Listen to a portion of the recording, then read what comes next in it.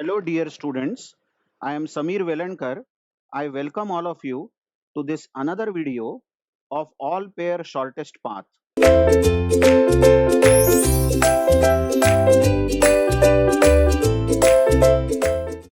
Now, in the previous video, we saw concept of cost matrix, how to store a weighted directed graph in a cost matrix. Now we will be learning how to find all pair shortest path using Floyd-Warshall's algorithm. Now, as you see, the algorithm written here, which I am marking, is hardly 4 lines long, which is having 3 for loops nested in each other. The first for loop, as you see, where k goes from 1 to v. In our example, k will go from 1 to 4 because number of vertices v are 4 in our graph. The inner loop I also goes from 1 to 4. The innermost loop j also goes from 1 to 4. And for each value of kij, I repeat, for each value of kij, the statement cij is equal to minimum of cij, comma, cik plus ckj is executed. Now this line initially looks like quite surprising for any beginner. At least for me it was surprising initially, because check the formula. Cij is equal to minimum of Cij. What's this Cij again doing here? Where we have written Cij on the left hand side. But that's the fun part about this formula. Really, this formula is height of thinking in terms of algorithm. Let's see what it means. Here we go. For understanding the algorithm, I will be taking some entry of this matrix and I will prove how it improves. Let's see 1 to 3. Vertex, vertex 1 to vertex 3. Let's take this example. Now, as you see currently in the C matrix, row 1, column 3, as you see, is infinity.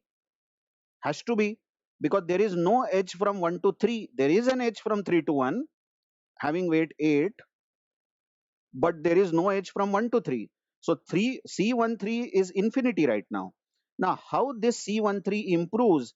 An algorithm says, no, 1 to 3 is not infinity, but 1 to 3 can be traveled in lesser distance.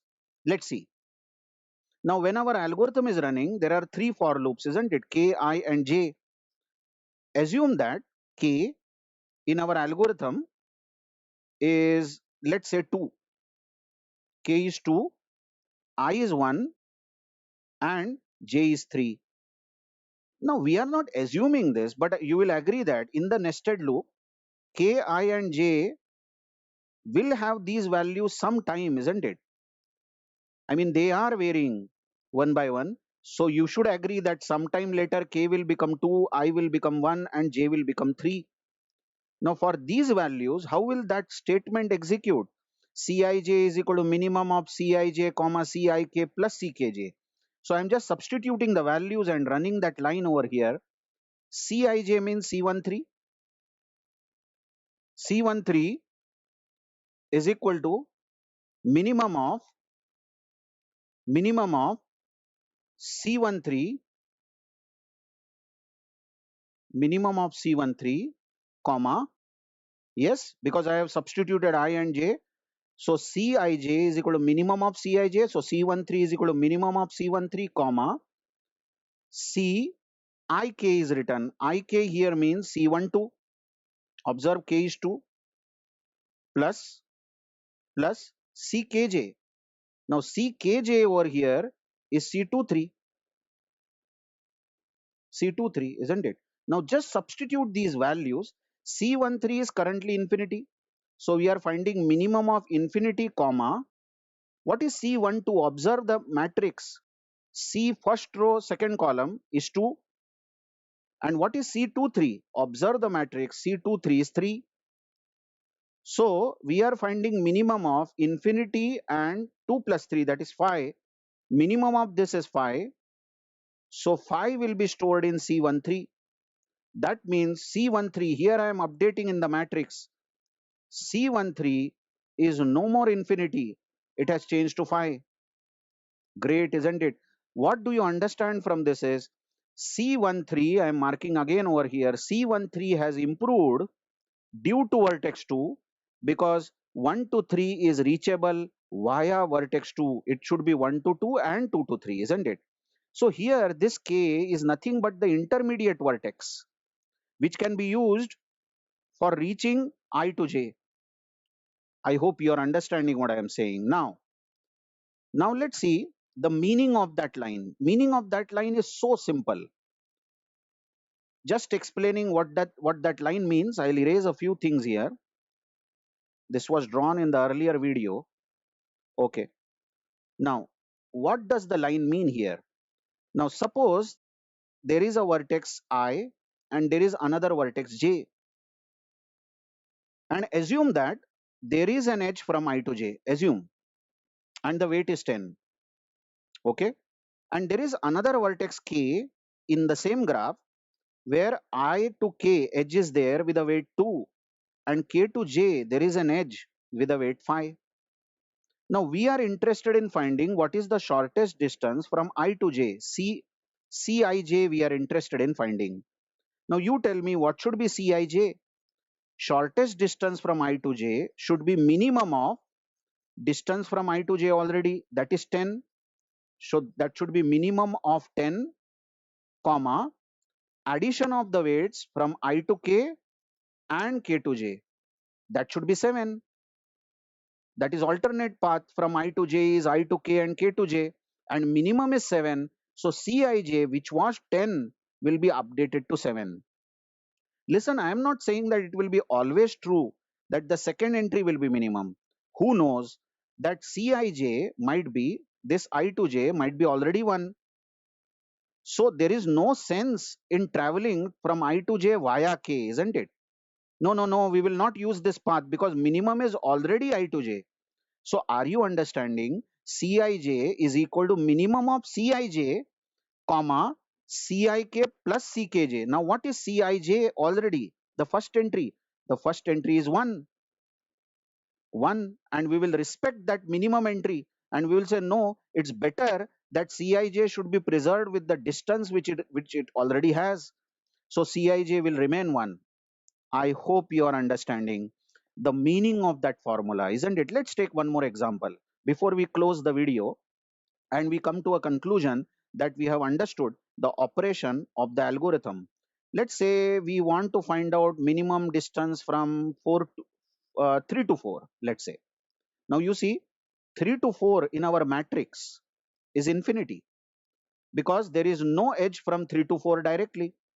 So we are interested in finding, is there any better distance from 3 to 4? Now observe the graph. 3 to 4 is reachable via 1, 3 to 1 and 1 to 4. So suppose if we assume that K, I and J, the three counters, I is 3, J is 4, okay, but K is 1, assume. You will agree that this combination will be reached while the algorithm is running. So the statement Cij will be C34 is equal to minimum of C34 again, C34, comma, addition of the weights from I to K and K to J. Remember, K is the intermediate vertex. So it should be Ik, that is 3, 1, plus C, Kj. Kj means 1, 4. Observe, C34 already is infinity, but C31, as you see in the graph, is 8, and C14 in the graph is 4. Now we are finding minimum between infinity and 12. So the minimum is going to be 12, and really C34, as I am changing here in the graph, observe in the matrix, will change from infinity to 12. I hope you are understanding a lot. Actually, when I learned this algorithm first time, you might find my word silly, but I executed it fully for every pair of vertex. I mean, my friends were laughing at me. What are you doing? Actually, this line Cij is equal to minimum of Cij, comma Cik plus Ckj will run 64 times for our graph because it will run 4 into 4 into 4 times. 64 times it will run. And what I literally did as a student, I wrote Kij and I wrote every value of Kij. That is 111, 112, 113, 114, 121, 122, 123, 124, and I executed the statement for every combination of Kij. And hence I understood that's really that K is the via vertex, K is the intermediate vertex, and we are computing shortest distance for every pair of vertex I to j using the intermediate vertex K. You can take n number of examples like this. For example, 3 to 2 will also improve, isn't it? Watch in the matrix, 3 to 2 is infinity, but 3 to 2 will improve through 1, and 3 to 2 will become 10. Actually it is infinity, but 3 to 2 is reachable as 8 plus 2, isn't it? You can see that 3 to 2 will improve when k is 1, I is 3, and j is 2. You can check all these examples and really confirm that all pair shortest path works. By the way, what is analysis of this? It is so easy. The statement Cij is equal to so and so will run 4 into 4 into 4 times, 64 times for our graph. In general, it will run v into v into v times, that is v cube times. So the analysis is going to be O of v cube. That's not very good, I mean, isn't it? As compared to Dijkstra's algorithm, the simplest of the Dijkstra's version is going to take OV square, isn't it? But Dijkstra's algorithm finds shortest distance between single source and destination. Single source and destination. Here we have got a bigger problem of finding shortest distance from every vertex to every other vertex. So we accept this. OV cube is good as far as all pair shortest path is concerned. Thank you very much.